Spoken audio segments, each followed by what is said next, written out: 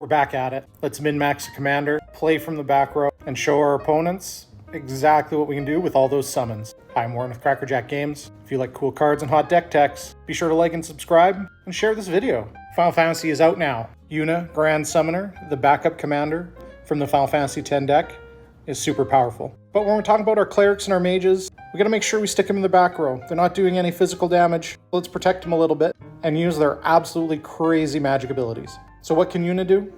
Well, she taps for mana. When you use it to cast a creature spell, that creature gets some +1/+1 counters. Awesome. And when your permanents go to the graveyard, if they had +1/+1 counters on it, you get to put those counters on a different creature. So she could be really big by the end of the game, but more than likely we're gonna use it on all of our summons. That's right, we're playing a ton of the summon cards from the new Final Fantasy set. We're starting with Esper Origins. Casting this from your hand is kind of whatever, but when you flash it back, you get to transform it. And you get Summer Esper Mountain. It's definitely going to draw you a card, you're going to get some mana, and it's going to pump your team. So it's kind of like a little win con. You cannot play a deck full of summons without playing Bahamut. 2 rounds of destroying things, drawing some cards, and then absolutely murking your opponents. All while being a 9/9. But of course, if you cast it, it's going to come down as an 11/11.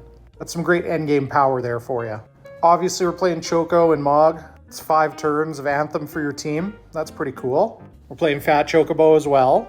Make a bird token. Give all your creatures trample. And it attacks as a 4/4. How about Fenrir? Little bit of ramp. Get some more +1/+1 counters. And draw a ton of cards. Of course, we're playing Good King Mog the 12th. Create some Moogles. Make some copies. Pump your Moogles. And probably gain some life along the way. We're playing Ixion as well. It's a removal spell, so that's really good. You'll notice a theme here with all the +1/+1 counters we're putting on things. And obviously we're going to find a copy of Knights of Round. We're going to make all 13 of those knights. We're going to crash in for a ton of damage. And it's going to take forever for the animation to play in your head. But you'll enjoy it. I love how perfectly thematic this card is. This was such a cool thing to do way back in the day. Leviathan appears in so many Final Fantasy games, so I think it's important here that we have a weird one-sided board wipe, which, like, pick up your cards and play them again, that's fine. And then we got a weird curiosity effect, but no one's dealing with Leviathan at that point. We've got the Magus Sisters. We're playing Shiva. I love that it finishes with Diamond Dust. We're playing Titan as well. This was such a cool boss battle in Final Fantasy 15. Now, this deck definitely has to play Yori and Sky Nomad. Anytime we could blink all of our summons and put them back into play and start the whole thing over again, I think is really powerful. So you get a pretty good idea of what the deck's all about. Get those summons out, get those abilities triggering a bunch, and take your opponents to task. One of the things I think is really cool is Stiltskin's going to allow us to get some extra card draw out of this. If we have a summon that's about to get its final chapter, we put the chapter on the stack so that it'll resolve in our favor. And then we donate it with Stiltskin, so we draw a card, and then the ability will resolve. And our opponents will have a sacrificed creature, and you'll draw a card. It's a pretty niche interaction, but I think it's really powerful. We're playing another powerful summoner in our deck with Garnet, Princess of Alexandria. He's going to let us reset a bunch of our lore counters and use some powerful things again. Owaka, Traveling Merchant makes the deck.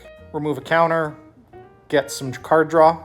I don't know if you think Tataru Taru is powerful in your play group specifically or not, but making a treasure whenever an opponent draws a card whenever they're not supposed to, that seems like a pretty good deal to me. All for 2 mana. This deck is full of enchantments, so we're playing Sithis, Harvest Hand, and then I think 2 of the most powerful cards in the deck are Evolution Sage and Flux Channeler. They're just going to let us do absolutely crazy things with all the proliferate triggers we're going to get. Sometimes you're going to zoom through some of your summons. Other times you're going to make things your opponents do undoable. Now, I know Yuna's from Final Fantasy X, but I can't play a commander deck from Final Fantasy without summoning materia. You get to play cards from the top of your library, as long as this is equipped. So that seems really good. We're also going to play Summoner's Grimoire. It gives us a hero token that's a shaman. And whenever you attack with a creature, you're going to have to put another creature into play tapped and attacking. We're playing Burgeoning. We want to play a ton of extra lands, which means we're playing land tax so we can have Ancestral Recall and draw a bunch of lands. I really like our Chaomancer's map. And then we're playing a ton of copy enchantment spells like Estrid's Invocation, which we get to reset every one of our turns. Mirror Maid is super powerful. And we're playing Rite of Replication. Kick this and make 5 Bahamuts. How does that feel? Now, we don't really have a tutor in the deck other than Academy Rector. This just says, go ahead and attack me. We're going to block and put in Bahamut or Knights of Round immediately. And then we've got a couple end the game cards, and one of these is just absolutely crazy. For the low cost of 7 mana, we've got Brilliant Restoration, which is going to put all of our summons into play at the same time, and that's pretty much going to end the game on the spot. So we've got some +1/+1 counters, we've got a ton of ramp, pretty reasonable mana base to be honest, and you can see all of it in my Mox field. Check out the link in the comments and in the description. Now go win your next Commander game. Hope this helps.